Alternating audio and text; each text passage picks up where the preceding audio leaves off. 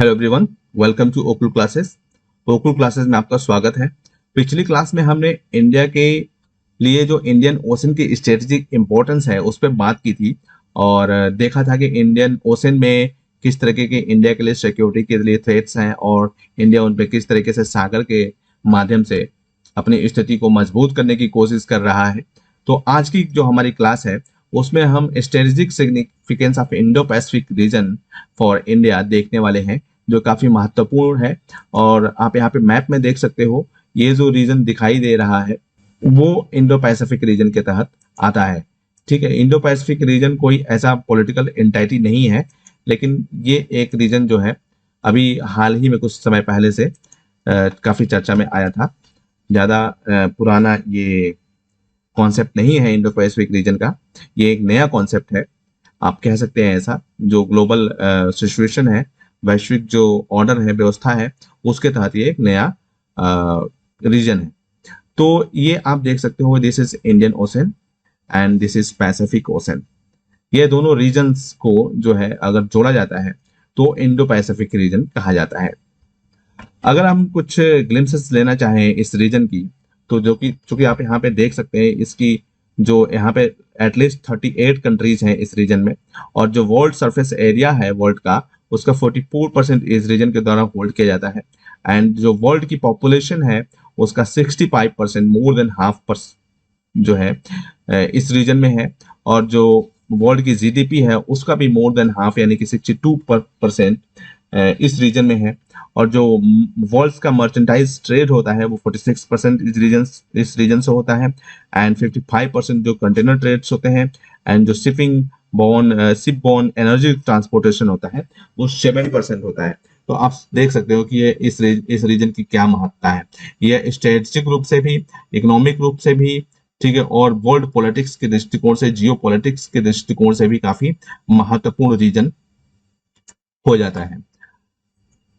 ये रीजन कोई जो है पॉलिटिकल एंटाइटी नहीं है, जैसे हमने शुरू में बात किया था। यह एक ज्योग्राफिकल और स्ट्रेटेजिक विस्तार है, एक्सपेंशन है, ठीक है, जो कि दो महासागरों को जोड़ा जाता है, जिसमें हिंद महासागर और प्रशांत महासागर को।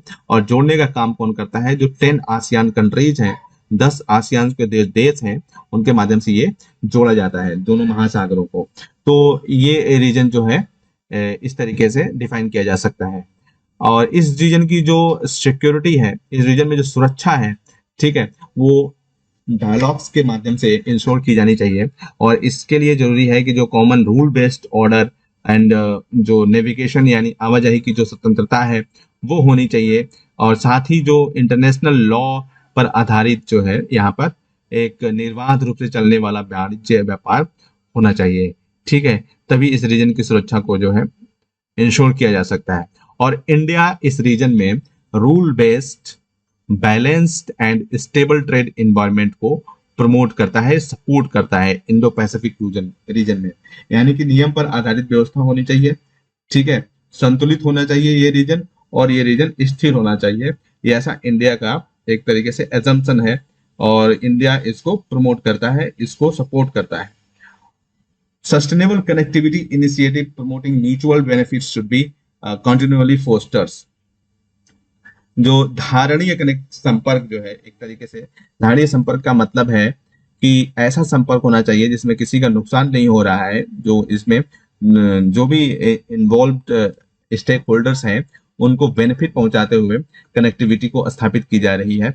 तो ऐसे रीजन को इंडिया यहाँ पे सपोर्ट करता है, ठीक है। अगर इस रीजन की इंपॉर्टेंस देखें इंडिया के लिए, तो चूंकि ये रीजन जो है एक मल्टीपोलर रीजन है। मल्टीपोलर कहने का मतलब है कि यहाँ पे कई सारी शक्तियां हैं, जैसे कि आप यहाँ पे देख सकते हो, जापान को देख सकते हो, चाइना को देख सकते हो, इस रीजन में ही आता है, ठीक है, साउथ कोरिया को देख सकते हो, and India of course, Australia, US भी माना जा सकता है क्योंकि वो भी पैसिफिक ओशन के कोस्टल रीजन में ही आता है। पैसिफिक ओशन ही उसका कोस्टल एरिया है, ठीक है। तो ये जो पूरे मल्टीपोलर जो रीजन है, ये पूरी वर्ल्ड की जो जीडीपी है उसका हाफ यहाँ से आता है, ठीक है। और जो यहाँ का पॉपुलेशन है वो भी हाफ पॉपुलेशन यहाँ पूरे वर्ल्ड का यही से आता है। ठीक है, तो एक जो है स्टेबल, सिक्योर और प्रॉस्परस इंडो पैसिफिक रीजन, एक स्थिर, समृद्ध और प्रॉस्परस यानी समृद्ध और सुरक्षित जो इंडो पैसिफिक रीजन है, वो भारत की जो स्ट्रेटेजिक पार्टनरशिप है यूएस के साथ, अमेरिका के साथ, उसका एक पिलर है।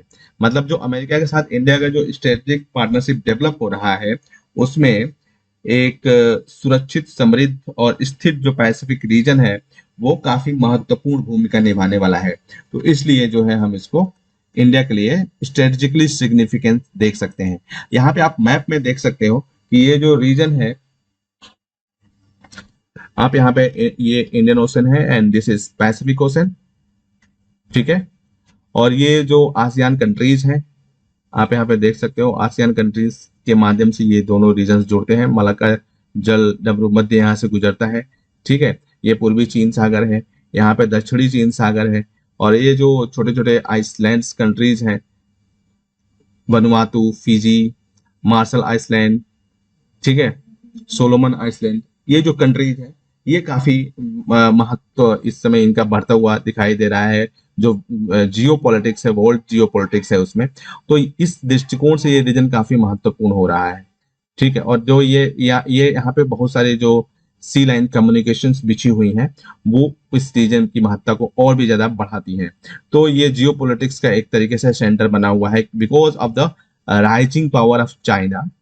इस रीजन में चाइना की जो राइजिंग पावर है और जो चाइना डोमिनेट करने की कोशिश कर रहा है इस पूरे रीजन को, इंडियन ओशन में भी चाइना की प्रेजेंस काफी बढ़ गई है और पैसिफिक ओशन में तो वो अपना खेल खेल ही रहा है। ठीक है, तो इस दृष्टिकोण से यहाँ पे जो ग्लोबल पावर्स हैं लाइक यूएस की भी इम्पोर्ट प्रेजेंस काफी तेजी से बढ़ रही है। ठीक है, रिसेंटली दो इंडिया और यूएस और ऑस्ट्रेलिया, इन देशों ने मिलकर के जो क्वाड का एक संकल्पना रखी थी, वो भी इसी तरीके से इस रीजन में स्ट्रेटेजिक कोऑपरेशन को बढ़ाने के लिए ही किया गया था। ठीक है, तो ये रीजन एक तो स्ट्रेटेजिक पॉइंट ऑफ व्यू से काफी महत्वपूर्ण है इंडिया के लिए। मिनरल रिसोर्सेज की अगर बात करें तो उसके दृष्टिकोण से भी काफी महत्वपूर्ण है। न केवल फिश स्टॉक्स बल्कि जो है मिनरल्स हैं, ऑफशोर ऑयल्स हैं, ठीक है, गैसेस हैं, उसके लिए भी ये रीजन काफी महत्वपूर्ण है। उदाहरण के रूप में साउथ चाइना सी को आप देख सकते हैं, जो पूरा ग्लोबल फिश कैच है उसका 10% ये साउथ चाइना सी में आता है, और जो 11 billion barrels of the oil यहाँ पे पाया जाता है, 190 trillion cubic feet of the gases यहाँ पे मिलती हैं। तो इस दृष्टिकोण से साउथ चाइना सी मिनरल रिसोर्सेज के दृष्टिकोण से काफी महत्वपूर्ण है। इकोनॉमिक ग्रोथ की अगर बात किया जाए तो एशियन डेवलपमेंट बैंक के अनुसार यहाँ के जो देश हैं इंडो पैसिफिक रीजन के, वो अराउंड 60% जो ग्लोबल जीडीपी है, हमने पीछे देखा था 62% जो ग्लोबल जीडीपी है, ठीक है, उसका ये देश देते हैं। और ये देश जो है पूरे जो ग्लोबल ग्रोथ है उसके एक सिंगल लार्जेस्ट कंट्रीब्यूटर के रूप में उभर करके सामने आते हैं। तो इस दृष्टिकोण से ये रीजन काफी ज्यादा महत्वपूर्ण है इंडिया के लिए। कॉमर्स की दृष्टिकोण से भी देखा जाए तो कॉमर्स के दृष्टिकोण से इस रीजन में बहुत सारे जो है ऐसे चोक पॉइंट्स होते हैं। चोक पॉइंट्स का मतलब होता है जो जैसे कि जो जल डमरू मध्य होते हैं छोटे छोटे, जहां से एक पासेज मिलता है, समुद्री जहाजों के लिए रास्ता मिलता है। उसी तरीके से एक जो है स्टेट ऑफ मलक्का है, चोक पॉइंट है, जो कि काफी महत्वपूर्ण है ऑयल के ट्रेड के लिए। इंडो पैसिफिक रीजन और जो इंडियन ओशन और पैसिफिक रीजन को ये जोड़ने का काम करता है। तो इस दृष्टिकोण से ये काफी महत्वपूर्ण है।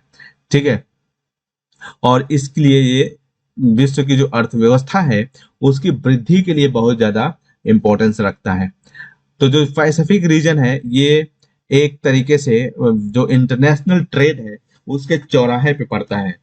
ठीक है, आप ऐसा कह सकते हैं कि जो पैसिफिक रीजन है एक तरीके से विश्व व्यापार के चौराहे पे पड़ता है। और लगभग जो 32.2% मिलियन बैरल जो कच्चा तेल है यहाँ से गुजरता है सालाना, और जो वैश्विक निर्यात का 40% इस रीजन से किया जाता है। 40% जो वैश्विक निर्यात है, ग्लोबल एक्सपोर्ट है, वो इसी रीजन से किया जाता है।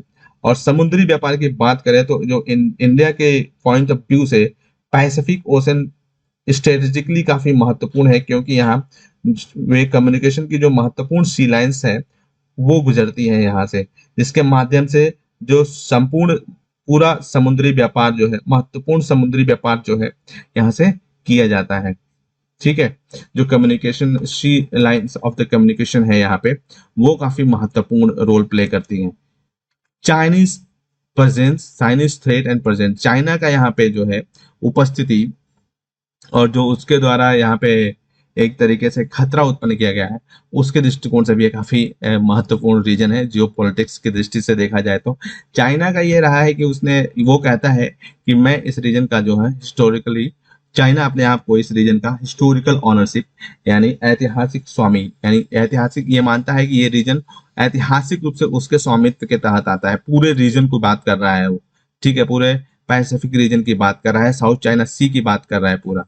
वो कहता है कि जो हिस्टोरिकल ऑनरशिप है वो मेरे पास है, ठीक है, और इसलिए मुझे यह राइट्स मिल जाता है, उसको यह राइट्स मिल जाता है कि वो यहाँ पे आइसलैंड्स बनाए, और उन आइसलैंड्स का जो आर्टिफिशियल आइसलैंड्स बनाए जाएंगे चाइना के द्वारा, उनके चारों ओर जो है एक सुरक्षा घेरा या सुरक्षा परिधि बनाने का भी उसको अधिकार मिल जाता है। और साथ ही वो दूसरे देश हैं, उनके जो शिप्स इस रीजन से गुजरते हैं, ठीक है, उनको उनका पीछा करने का भी अधिकार चाइना को मिल जाता है।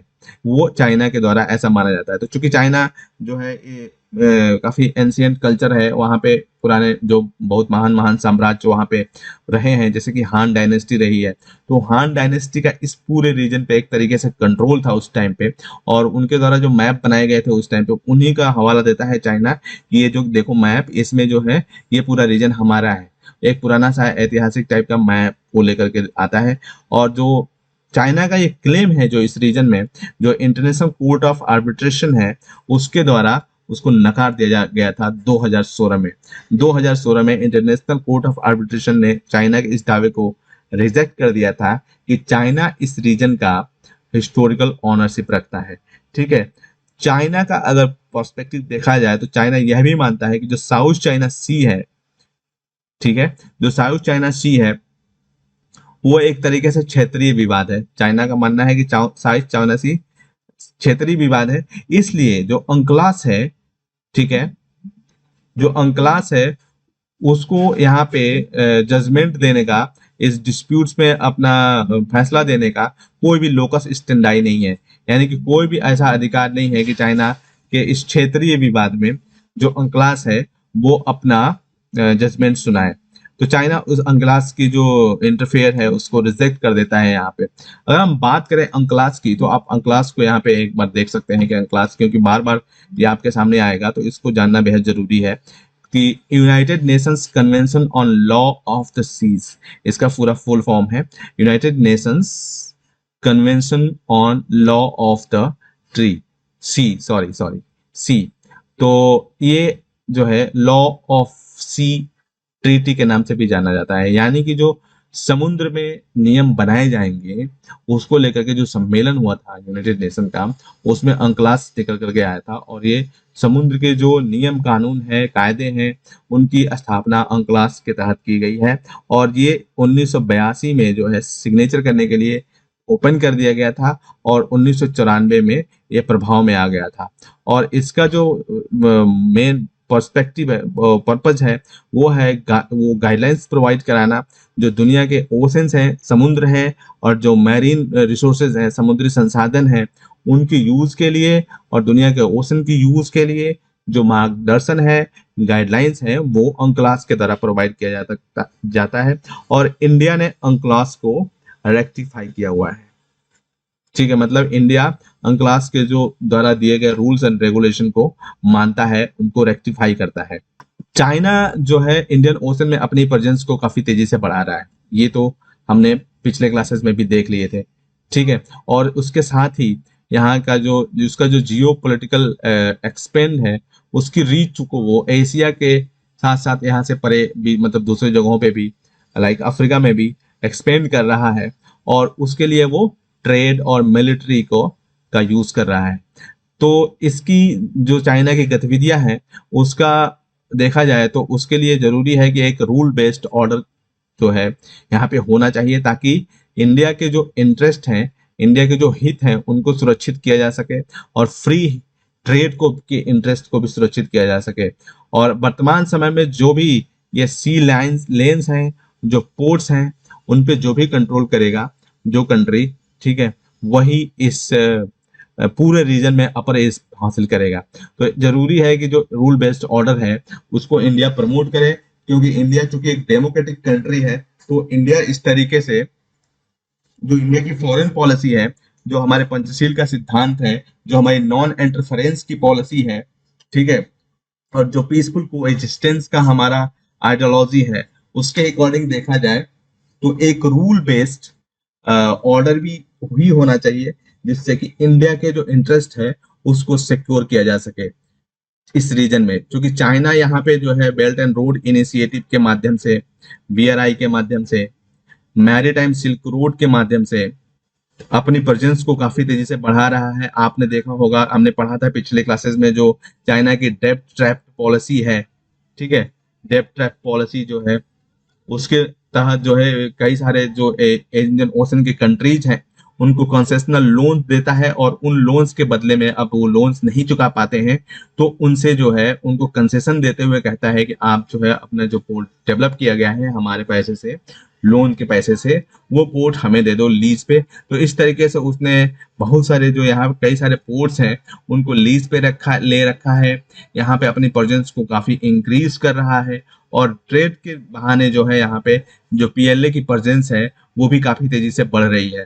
तो अगर चाइना की प्रेजेंस ऐसे ही इस रीजन में बढ़ती रही तो चाइना यहाँ के जो रीजनल डिस्प्यूट्स हैं, जो कंट्रीज के, चूंकि ऐतिहासिक जो डिस्प्यूट्स बहुत सारे देशों में हैं इस रीजन में, इंडियन ओशन में, बिकॉज ये जो कंट्रीज हैं एक तरीके से उपनिवेश के रूप में रही हैं, तो इनका ऐतिहासिक विवाद है और जो अभी तक चला आ रहा है, जैसे इंडिया पाकिस्तान का बॉर्डर डिस्प्यूट्स को आप देख सकते हैं, ठीक है। तो इस तरीके के जो डिस्प्यूट्स हैं, रीजनल जो डिस्प्यूट्स हैं, पॉलिटिकल अनस्टेबिलिटी इस रीजन में जिस तरीके की होती है, जैसे म्यांमार में अभी जो कू हो गया था, तख्ता पलट हो गया था आंग सांग सू की गवर्नमेंट का, तो इस तरीके के जो पॉलिटिकल इंस्टेबिलिटीज हैं उसमें चाइना इंटरफेयर करेगा, ठीक है, और अपनी सुरक्षा के लिए इस रीजन में जो पीपुल्स लिबरेशन आर्मी है उसको भी स्थापित करेगा, जिससे कि इस रीजन में चाइना की जो डोमिनेंस है वो काफी बढ़ जाएगा।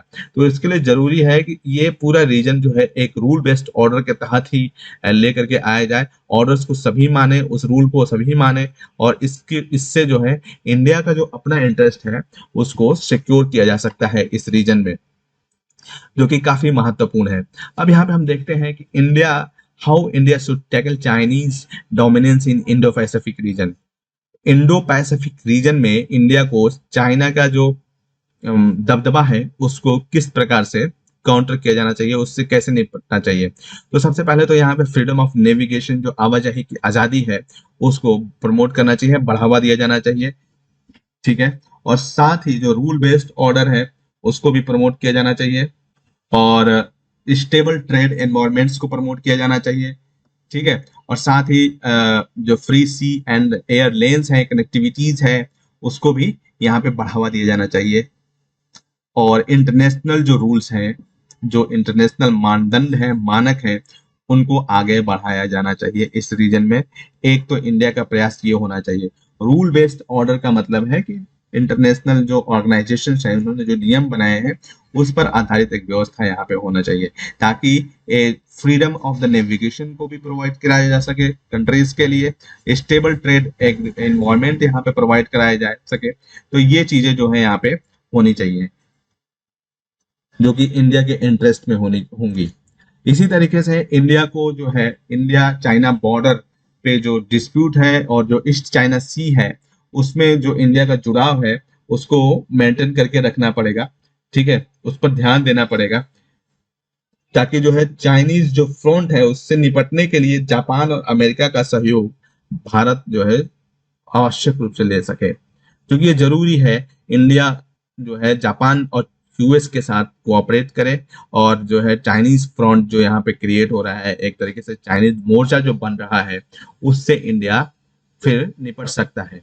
तो जापान और जो यूएस है वो इस बात के लिए भी सहमत है कि भारत इंडो चाइना जो बॉर्डर है वहां पर अपने डिफेंस को आधुनिक बनाए, यानी उसका मॉडर्नाइज करे, उसको स्टेट ऑफ आर्ट जो टेक्नोलॉजी है उसके आधार पर अपनी जो आर्मी है उसको पावरफुल बनाए, एम्पावर करे इस रीजन में अपनी जो चाइना के साथ कॉन्फ्रंटेशन को मजबूत बनाने के लिए। तो ये काफी महत्वपूर्ण हो जाता है अगर देखा जाए इंडिया के पॉइंट ऑफ व्यू से। तो इसी तरीके से जापान और ऑस्ट्रेलिया की जो है एंटी सबमरीन जो कैपेबिलिटीज हैं और जो इंडिया की मिलिट्री तैयारी है, सैन्य तैयारी है, उसको इनहेंस करने के लिए, बढ़ाने के लिए वो जापान, यूएस और ऑस्ट्रेलिया के साथ नॉलेज शेयर भी कर सकते हैं और वो इंडिया को कोऑपरेशन भी दे सकते हैं, कोऑपरेट भी कर सकते हैं इंडिया के साथ। इसके साथ ही जो हमारे रीजन में जो कंट्रीज हैं, जैसे हमारे जो इस क्षेत्र में जो देश हैं, पड़ोसी देश हैं, तो उन वहाँ पे भी बुनियादी जो ढांचा है उनका, जो जो इंफ्रास्ट्रक्चर है, उसको भी डेवलप किया जाना चाहिए। जैसे कि बांग्लादेश पहले से ही उसने क्या किया है कि जापान के द्वारा जो मार्ताबाली पोर्ट प्रोजेक्ट है उसको उसने चूज किया, यानी कि उसको एक्सेप्ट किया कि हम जो है मार्ताबाली पोर्ट प्रोजेक्ट पे काम करेंगे instead of China Sonadia port project. हाँ, चाइना के सोनादिया पोर्ट प्रोजेक्ट की जगह जापान के मार्ताबाली पोर्ट प्रोजेक्ट को इसने, बांग्लादेश ने चूज किया। इसी तरीके से चाइना में श्रीलंका में जो ट्रिंकोमाली पोर्ट प्रोजेक्ट है, जहां पे जापान भी शामिल है, जिसमें जिसमें जापान का सहयोग हो रहा है, और अगर ये सफल हो जाता है, ठीक है, तो जो चाइना की हमदन टोटा पोर्ट है उसकी इंपॉर्टेंस डिक्लाइन कर जाएगी, यानी कि उसकी इंपॉर्टेंस कम हो जाएगी, जिससे चाइना को एक गहरा धक्का पहुंचेगा इस रीजन में। तो इस तरीके के जो इंफ्रास्ट्रक्चर डेवलपमेंट्स हैं वो इंडिया को प्रमोट किया जाना चाहिए। यूएस इन जापान के साथ जो सहयोग करके इस रीजन में जो जो कंट्रीज चाइना के साथ डेप ट्रैप डिप्लोमेसी में फंसे हुए हैं उनको इस तरीके की हेल्प दे करके इंडिया उनको यहाँ से निकाल सकता है। तो जो कि इंडिया अकेले ये काम नहीं कर सकता, इसलिए यूएस और जापान का सहयोग काफी जरूरी है। अगर यूएस और जापान के सहयोग की बात करें इस पूरे सिनेरियो में, तो जापान के साथ इंडिया ने एक एशिया अफ्रीका ग्रोथ कॉरिडोर पे काम कर रहा है, ठीक है, जापान के साथ मिलकर, जो कि चाइना का जो इन्फ्लुएंस है, जो प्रभाव अफ्रीका में बढ़ रहा है, उसको काउंटर करने की कोशिश करेगा। क्योंकि चाइना अफ्रीका में अगर अपने प्रभाव को बढ़ा रहा है तो चाइना की जो साथ जुड़ी हुई चुनौतियां हैं इन देशों में भी पहुंच रही हैं। जैसे कि चाइना पे ट्रस्ट नहीं किया जा सकता है उस तरीके से, और चाइना एक तरीके से पूरे अफ्रीका का औपनिवेशीकरण कर रहा है। वो उनका विकास नहीं कर रहा है, ग्रोथ नहीं कर रहा है, जो कुछ भी कर रहा है वो अपने इंटरेस्ट में कर रहा है, ठीक है। जैसे कि बीआरआई के थ्रू वो जो लोन देता है वो कोई ग्रांट नहीं होता है, जबकि वो लोन होता है उसको वापस चुकाना पड़ता है। तो इस तरीके की जो चाइना के अगेंस्ट में एक तरीके से जो मिसट्रस्ट है वहां के लोगों में बना हुआ है, तो इस दृष्टिकोण से भी इंडिया इसका फायदा उठा सकता है। और जो India Asia Africa growth corridor जो डेवलप किया जा रहा है, इसमें ये अफ्रीकी कंट्रीज को कोई इस तरीके से असिस्टेंट देने की बात नहीं है, ना लोन, ना इस तरीके से, जबकि उनको शामिल करते हुए इस पूरे रीजन का डेवलपमेंट करने का कॉन्सेप्ट इसमें रखा गया है। इसी तरीके से जो हमारा अंडमान निकोबार आइसलैंड है वो सामरिक दृष्टिकोण से काफी महत्वपूर्ण है। और ये जो हमारे आइसलैंड्स हैं वो मलक्का जलडमरू मध्य, मलक्का जल संधि, जैसा कि हमने पीछे देखा था कि वो काफी महत्वपूर्ण जो पॉइंट है ट्रेड के पॉइंट ऑफ व्यू से, उसके नजदीक पड़ता है, ठीक है। जो कि जो चाइना की इस जो सबमरीन एक्टिविटीज हैं इस रीजन में, पनडुब्बी की गतिविधियां हैं जो इस पूरे इस रीजन में, उनको मॉनिटर करने के लिए, उनको ट्रैक करने के लिए एक काफी महत्वपूर्ण लोकेशन प्रोवाइड कराता है ये रीजन, हमारा अंडमान सागर और अंडमान निकोबार द्वीप समूह। तो इंडिया को जरूरत है कि जो अंडमान निकोबार द्वीप समूह है वहां पे इंफ्रास्ट्रक्चर को और भी आधुनिक बनाए, और इससे क्या होगा कि वहां पे हम अपने लार्जर वॉरशिप्स और प्लेन को डिप्लॉय कर सकते हैं अंडमान निकोबार द्वीप समूह में, ताकि हम अपनी सुरक्षा को और भी मजबूत बना सकें और इस रीजन में अपनी जो स्ट्रेटेजिक पकड़ है, जो रणनीतिक पकड़ है, उसको भी ज्यादा इनहेंस कर सके, मजबूत बना सके। और इंडिया जो है मैरीटाइम अलायंस को की जरूरत है, समुद्री जो सहयोग है इस तरीके के सहयोग की जरूरत है, क्वाड के लाइक सहयोग की जरूरत है। India, Australia, US and Japan का जो एक तरीके से एक क्वाड जो ऑर्गेनाइजेशन बन रहा है, उस तरीके की जरूरत है मैरीटाइम अलायंसेस की, जो कि अलग अलग देशों के साथ होना चाहिए और इसमें यूएस को भी शामिल किया जाना चाहिए, ठीक है, ताकि जो साउथ चाइना सी में बिना चाइना को प्रोवोक किए इस रीजन में इंडिया अपने इंटरेस्ट को, अपने हित को प्रोटेक्ट कर सकता है। आप यहाँ पे देख सकते हैं जो Asia Africa growth corridor partnership for sustainable and innovative development का विजन डॉक्यूमेंट का कवर फोटो यहाँ पर दिया हुआ है। तो इसमें तत्कालीन जो जापान के प्रधानमंत्री थे Shinzo Abe and Indian prime minister Narendra Modi के स्टेटमेंट्स यहाँ पे दिए हुए हैं, जिसको आप पढ़ सकते हैं। तो ये दोनों के कोऑपरेशन को या इस रीजन में जो दोनों के साथ जो साथ में आकर के और चाइना को काउंटर करने का दृष्टिकोण है उसको दर्शाता है। आप यहाँ पे देख सकते हैं इंडियन अंडमान सी की इम्पोर्टेंस, स्ट्रेटेजिक इम्पोर्टेंस जो इस रीजन में है, ठीक है। इम्पोर्टेंट जो इंडिया का इम्पोर्टेंट कंपोनेंट है एक्ट ईस्ट पॉलिसी के तहत, और ये चाइनीज जो इंटरेस्ट है इस रीजन में उसको काउंटर करने के दृष्टिकोण से भी काफी महत्वपूर्ण है। बायोडाइवर्सिटी हॉट स्पॉट है अंडमान। यहाँ पे आप देख सकते हैं मलक्का, ये जो जलसंधि है जो इंडो पैसिफिक इंडियन ओशन को पैसिफिक ओशन से जोड़ता है, जो काफी महत्वपूर्ण है। यहाँ से चाइना के ऑयल का बहुत बड़ा जो पोर्शन है एक्सपोर्ट्स का वो होता है, और चाइना का जो मलक्का डायलेमा हमेशा बना रहता है कि इसको अगर किसी ने बंद कर दिया तो चाइना के लिए काफी ज्यादा प्रॉब्लम हो जाएगी, बहुत ज्यादा परेशानी हो जाएगी। और इसी मलक्का डायलेमा का ही नतीजा है कि चाइना तरह तरीके से जो है अपनी कनेक्टिविटी को इनहेंस करने की कोशिश कर रहा है, लैंड रूट के माध्यम से भी, BRI के थ्रू, मैरीटाइम सिल्क रूट के माध्यम से भी, और मलक्का के डायलेमा को कम करने के लिए चाइना जो है सीपेक का भी निर्माण कर रहा है, ठीक है, जो पाकिस्तान से होते हुए जो ग्वादर पोर्ट तक जाएगा।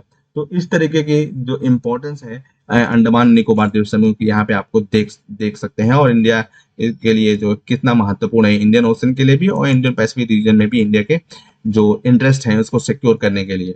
अब यहाँ पे हम देखते हैं कि जो इंडो पैसिफिक रीजन है, यहाँ की जो अर्थव्यवस्था के आकार है और जो लेवल ऑफ डेवलपमेंट है कंट्रीज का, वो काफी हेट्रोजीनस यानी कि असमान है, विषम है, ठीक है। साथ ही यहाँ पे सिक्योरिटी इस्टेब्लिशमेंट और रिसोर्सेज के दृष्टिकोण से भी अंतर है इन देशों के बीच में। इसलिए इंडिया को क्या जरूरत है कि इंडिया एक्टिव पार्टिसिपेंट मैकेनिज्म का प्रयोग कर सकता है, जैसे इंडियन ओशन रिम एसोसिएशन के माध्यम से इंडिया सपोर्ट को अपने डेवलप कर सकता है। ईस्ट एशिया समिट के माध्यम से यहाँ पे इंडिया ग्रुपिंग कर सकता है। Association for south east Asian Nations ASEAN के माध्यम से इंडिया जो है defence ministers and meeting plus की मीटिंग्स के माध्यम से इंडिया जो है रेगुलर बातचीत कर सकता है, पॉलिटिकल रिलेशन डेवलप कर सकता है। और जो ये डिफरेंसेस हैं, जो ये हेट्रोजीनस एक तरीके से economic size and level of development है, उससे इंडिया बच सकता है। तो इस रीजन में इंडिया की काफी मतलब इंडिया को काफी जरूरत है इस रीजन की। तो ऑल जो दीज एंगेजमेंट जो हमने पहले देखे, तो जो एंगेजमेंट इंडिया में IOR and station summit and ASEAN के माध्यम से है, वो इंडिया के इस रीजन में इंडो पैसिफिक रीजन में बढ़ती हुई जो भागीदारी है उसको दर्शाते हैं। Maintaining a delicate balance between the interest of all stakeholders will be the key challenge. तो चूंकि ये रीजन काफी असमान जो हमने देखा कि एक अर्थव्यवस्थाओं और विकास के स्तरों से भरे हुए देशों से बना है, तो यहाँ पे इनके बीच में एक तरीके से बैलेंस बनाना इंडिया के लिए एक महत्वपूर्ण चुनौती है।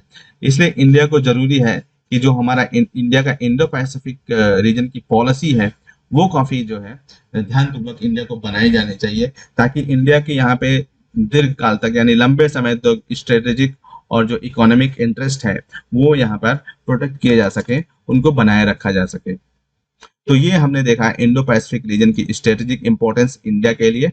तो आज के लिए बस इतना ही।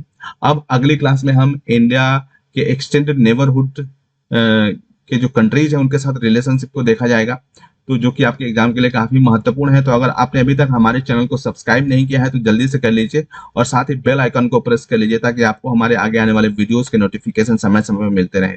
अगर आपको इस टॉपिक में समझाया गया किसी भी कॉन्सेप्ट को लेकर कोई भी क्वेरी है तो आप नीचे कमेंट सेक्शन में लिख सकते हैं, मैं खुद पर्सनली उसका रिप्लाई 24 घंटे के भीतर करूंगा। आप हमें सुझाव भी दे सकते हैं ताकि अगर जरूरत पड़े तो हम सुधार कर सकते हैं। आप हमसे हमारी ओकुल वेबसाइट, हमारे Facebook page, Twitter page, Telegram channel या फिर ईमेल के माध्यम से जुड़ सकते हैं। ये सभी लिंक्स नीचे डिस्क्रिप्शन में दिए गए हैं। और इन वीडियोस को अपने दोस्तों के साथ, अपने कलीग्स के साथ शेयर करना नहीं भूले ताकि इनसे उनकी भी हेल्प हो सके। इस सेशन में हमसे जुड़ने के लिए आपका धन्यवाद। मिलते हैं अगले सेशन में बहुत जल्द। तब तक ओकुल के साथ लर्निंग को एंजॉय करते रहें। Thank you so much.